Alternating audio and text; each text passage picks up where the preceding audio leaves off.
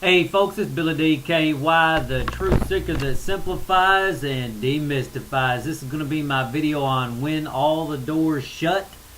And basically this is happening, I'm feeling it again. This has happened to me in the past at least once and likely more times, but I'm feeling it happening to me right now. So let me first talk about what happened to me in the past when I worked in Louisville, Kentucky.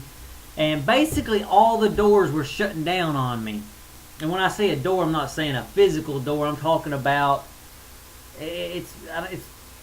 Let me just describe it, and then maybe I think it'll make more sense. So I'm at work. Basically, our work's going pretty good. We have a small office there, and then they try to do something real big, and it basically screwed up everything that was working there.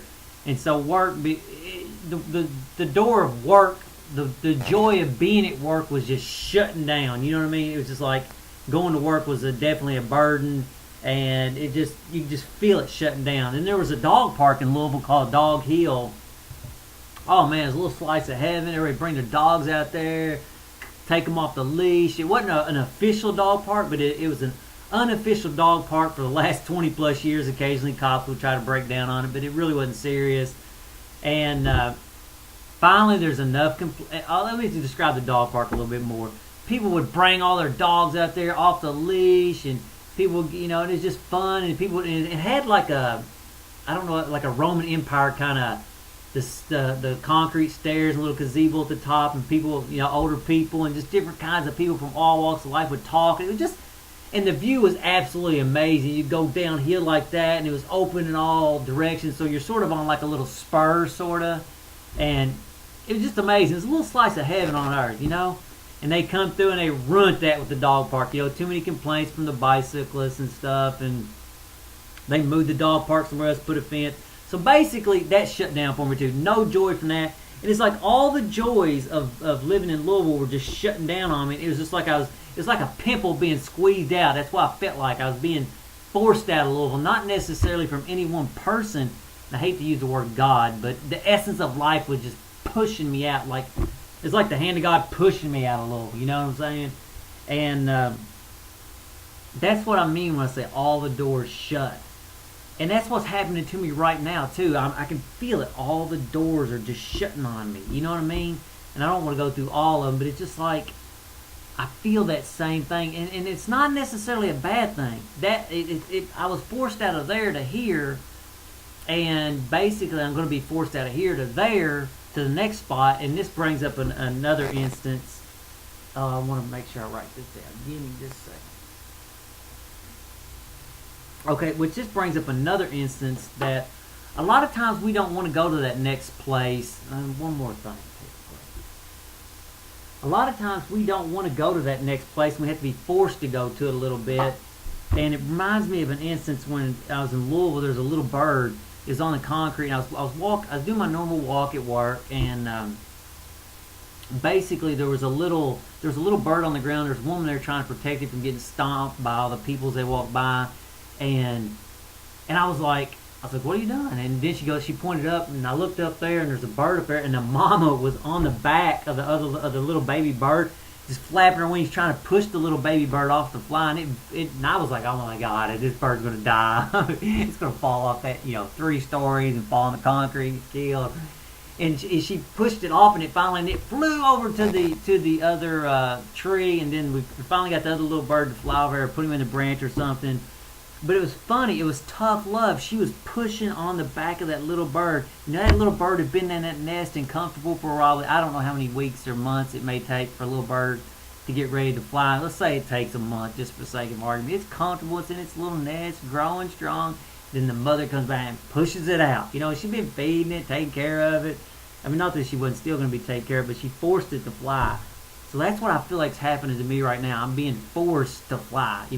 This has been like my little nest for the last 2 years plus, and it feels like I'm being forced to fly. I'm open my wing. It's time to reach enlightenment and open the wings and fly out and just start my movement on the world. That's what it feels like. So it's a little scary, but it's also and think about that little bird. How scared that little bird. He's never flown before. Oh my God, don't push me. You can see him holding on to, if you really were watching, you can see him holding on to that ledge. Hell no, I ain't getting off this ledge. I don't know how to fly. Don't push me out. There's no way in hell I can fly. And that's the way I feel like right now. Hell, I don't know how to start a spiritual movement. You know what I'm saying? I don't know what to do. But guess what? Just like that little bird, it knew how to fly. It just didn't know it knew. You know, and I know what to. Deep down in my heart, I know what to do.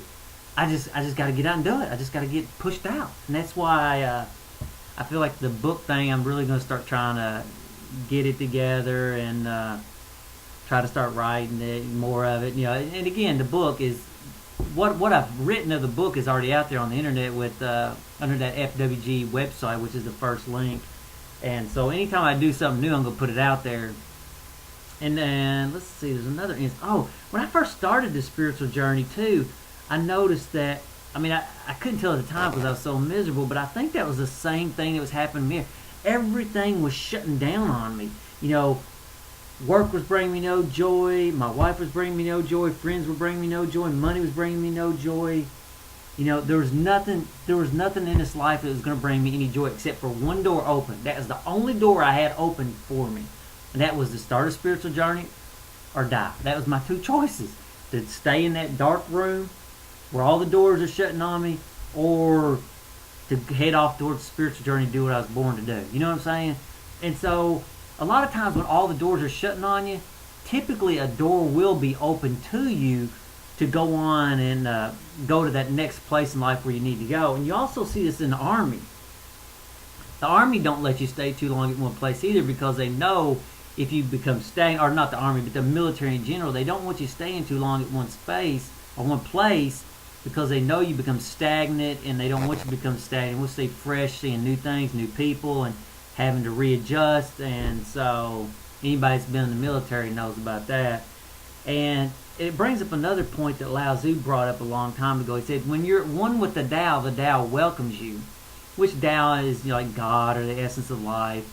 And that you can also look at that in reverse. When the Tao's done with you at a certain spot, it's going to push you out of it. You know, it's going to make everything miserable, so you'll go on to the next spot where there's joy. So anyway, I thought that was useful, and like I say, I'm experiencing it right now, and I'd be interested in, you know, if you have some experiences like where that's happened to you too as well, where you could feel it. Oh yeah, one time as a concert outdoors. It wasn't a big concert, just like a little park concert kind of thing. And I remember listening to some people talking. They were saying the exact same thing that I was saying. They could just feel it. I wasn't actually talking, like I say. They was just within earshot. So anyway, until the next video, later, folks.